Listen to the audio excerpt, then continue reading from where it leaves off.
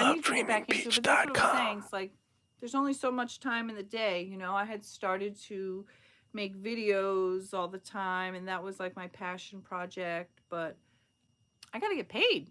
I live in an incredibly expensive town.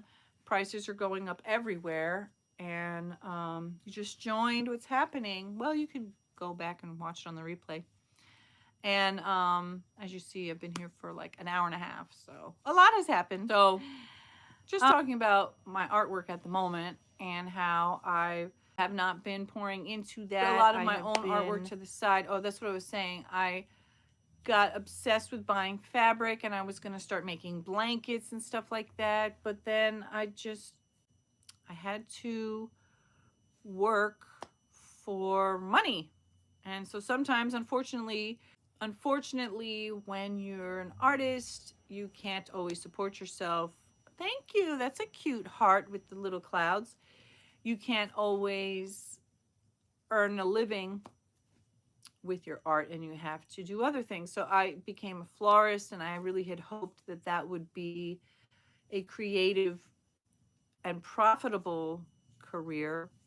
And I could have potentially continued. When I left the place where I was at, there was another job at like the best florist in this area, and I had to make a decision between, am I going to try to do that, or am I going to try to do what I'm doing now, which is, you know, working from home with various clients. And so I just made the decision. Bye, pause on paper. I hope I see you soon. Hope you liked the video and you subscribe. So thank you for the 100. Hope to see you back. Bye. Thank you for being here and for being so interesting and engaging. Yeah, so I had, you know, I went on an interview for this other florist job. And okay, well, it's nice to see you, Cordell. I hope you'll be back. And I mean, this is going like four years ago by now, but I just made the decision, and there was a lot of stuff I liked about being a florist, but it was a lot. It's a lot of grunt work. It's very physically demanding. It's really hard, and you know, it seems like from a fantasy perspective, it's like, oh, working with flowers is so sweet and so pretty, and it's just so lovely, and there's truth in that, but it's also you know, filling big buckets of water and with bleach and dealing with hundreds and hundreds of thorns, and there's all kinds of stuff that comes off flowers that stains your clothes, and you know, you're getting like, your clothes are getting wet and your fingers are getting pricked, and it's physically exhausting and it's physically demanding. And like I said already, the holidays are the busiest time of year, you know, late nights, and it's just, it's hard. It's really, really, you know, really hard. If you are the florist, if you're the owner, then maybe you can make money. But it's also, you know, flowers are incredibly expensive to buy, and then they're incredibly perishable, and they're incredibly delicate, and they can die so easily, and it's very expensive to have a refrigerator, and it's also really cold a lot in the florist, in the shop. And so again, like, there were so many things about it that I loved, but the list of things that I did not like about it just was so excessive, so long, and ultimately I didn't want to work out of the home. I wanted to work in my home. I wanted to have a lot more freedom over my day. And even though, like, you know, I'm very, very busy, I work tons of hours, I don't have as much freedom over my day as, you know, I did before. But that's because I have more clients with more work, you know, and so I have almost 40 hours, if not more, a weekly of work that I have to do. And since I'm not forced to squeeze it into, like, let's say 9 to 5, Monday through Friday, that gives me more freedom. But then I end up working late or on the weekends. But again, I'd rather be able to get up, take my kids to school, come back. Sometimes I might run to the store first, um, get home, start a load of laundry, start a load of dishes, take out the garbage, take out the recycling, maybe sew a patch while I'm doing something, running around and go out, pick my kid up from school, come back, all of these things, these freedoms that I have in my day, in my schedule, that I just simply could not have if I had to be in an office somewhere or even in a flower shop. When you have to be there physically, you can't go run out. You can't run and throw a load of laundry in the wash. Hi again, you're back. I thought you had to go. I kind of create my own schedule, but my kids have school. They have to be there really early, so we're leaving the house at like 7:40 a.m. That's not my choice, but and then when they get out of school, I have 2 kids in school and they get out at different times. So turns out you didn't have to. Oh, cool. Well, I am going to start winding down in a couple minutes, because I thought I would just jump on for 10, maybe half an hour, and it's already been an hour and a half. So, but I really appreciate everybody's joined, and you guys were asking questions and helping the live to continue.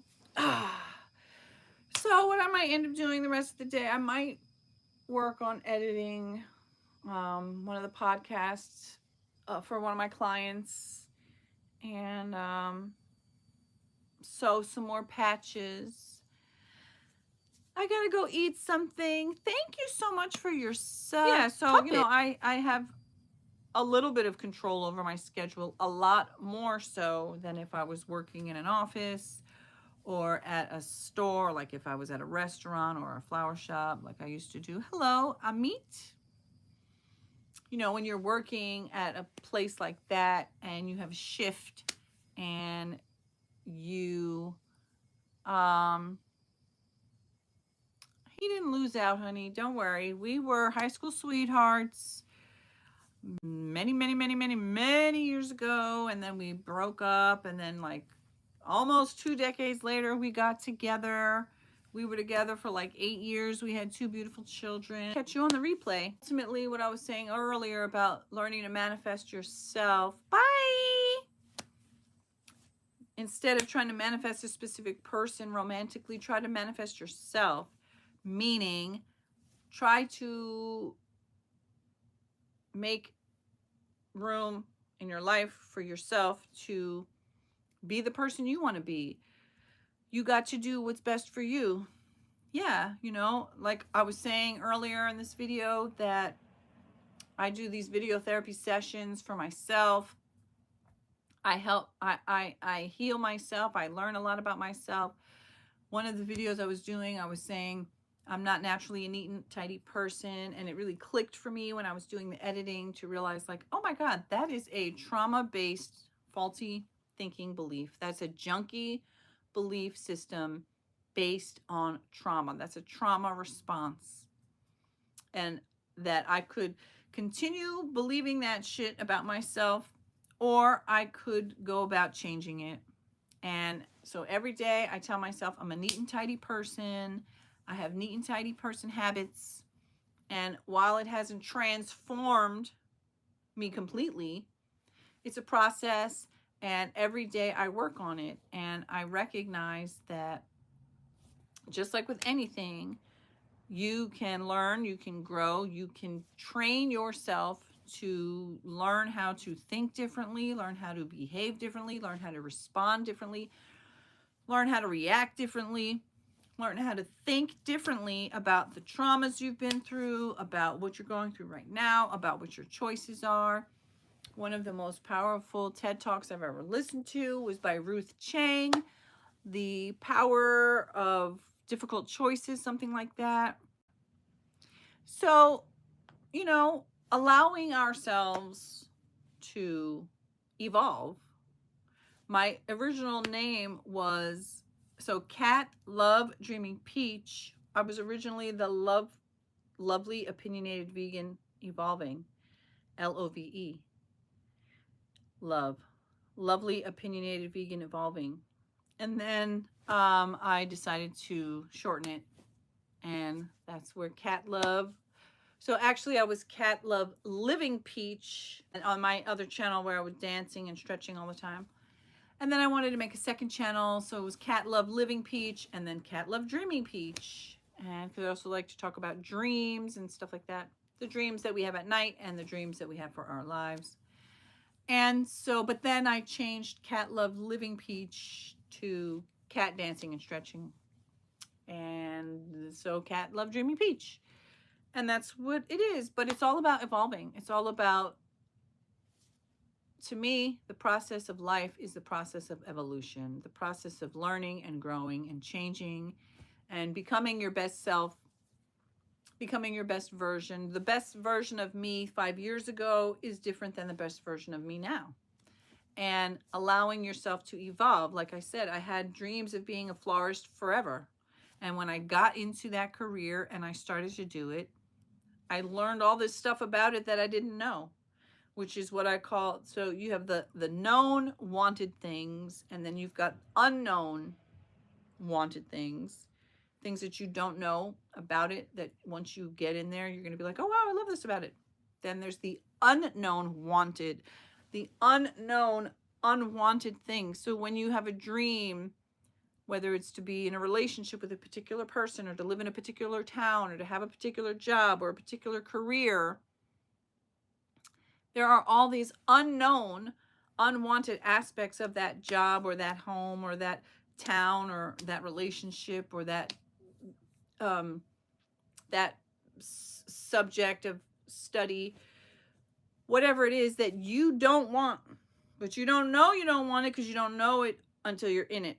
And then once you're in it and then you find out about it and you're like, oh, fuck, there's all these unknown, unwanted things that I now know about. So whenever you get into a relationship, a job, a new home, a new career, whatever, it's helpful if you get into it knowing there are things about this situation or circumstance that I am not going to like and I'm not going to want, but I don't know what they are. I cannot know what they are until I'm actually in it. And once you get in that job or you move into that apartment or home or you get into that relationship or you start that career or you start down that path of study, until you start it and you're doing it, you won't know what those things are that you don't like about it until you're in it. And then once you're in it, then you can make that educated decision. Like when I was doing the flower shop job, and there was all of these things about it that I didn't like. And there was some of the things about it that I didn't like that were based on that particular shop and that particular owner and his particular mindset and his particular style and way of doing things. And I knew that if I were to leave that shop and that owner, that I would find a different shop and a different owner who would be different. Like when I went on that interview, the woman, the owner of that other shop, so the guy I worked for, he didn't like to use environmentally friendly things. There's a lot of flower shop materials that some are toxic, are very, very not healthy, very unfriendly for the environment. And then there's more expensive options that are a lot more environmentally friendly. And he wasn't into that. It was, you know, he learned from his dad. And everything that he knew and everything that he did was what he had handed down to him from his dad, who had had the shop since like the early 70s. And so he was very stuck in the ways of his dad. This other shop in town, the best shop in town, she had a totally different business model. Everything she used was like environmentally friendly. She also did like subscription. She had a subscription, a weekly subscription model with a lot of like environmentally friendly stuff. She also was a lot higher price point than him. He also tended to do like kind of basic stuff, and he was very like set in his ways, like the style of his designs, where the other lady was like, she liked to do like the more expensive flowers, and she had like wealthy clients, and they were looking for more unusual and modern stuff, where again, he was more like, I just want to do what I know. So when I got into the career of being a florist, there was all of these unknown, unwanted aspects of being a florist that I didn't know, that I didn't like. And some of them were specifically related to that man and that shop. Some of them were specifically related to the floral industry, the floral career. And I knew that some of the things would change. If I were to take that job with that other lady, it would have been very different. But the list of the things that I didn't like about being in the floral industry, again, like I said, some of it was based on him, but a lot of it was just based on the industry and what it means to work with flowers. And ultimately, I just decided like this is just not the career path for me, because the only way you can truly be profitable is if either you work for a very high-end florist and you make commission, or you're the owner and you figured it out where you can earn a lot of profit. But I mean, you could pay like $6 for a stem for a rose. It's like you have to mark it up so high. And then the other aspect of being in a flower. So we were like, it was literally a mom and pop shop. There's like Whole Foods in town where you could buy, like, okay, you're not getting it in a vase already arranged, but you could buy like really pretty flowers for 1/3 of the cost. So anyway, all of those things made me decide that this is not the financial choice for me. This is not the physical choice for me. I want to work from home. I want to have other clients. I want to be more in charge of what I'm doing. And I want to be like dealing less with like a physical thing, especially like if I make art, like I have these things that I made. I showed the paintings and stuff. I can sell those 20 fucking years later if I want to. When you buy flowers, they literally go rotten within 2 to 7 days. So it's perishable stuff. It's just not it's not the business model that I wanted. I like what I do a lot. I have several clients right now. I do a variety of things for them. Do a lot of stuff. And I do like it, Ultimately, I would like to be more of social media, editing videos and stuff, and learning, earning higher amounts. But I'm working on that. Like I said, the fact that I had been making videos for myself for many, many, many, many years, the fact that I spent so many years working on my own videos gave me the skill set to be able to edit videos for other people. So it's not a waste. It's not a waste that I spent all those years doing that. It benefited me. But, it took a lot of time. So anyway, guys, thank you so much for being here. It has been like almost 2 hours. I did not intend to be on live for that long, but here it is. And top of the morning to you too. And it's almost noon. So, yesterday I went for a walk. Oh, I need to start doing that like every day. But it's getting cold.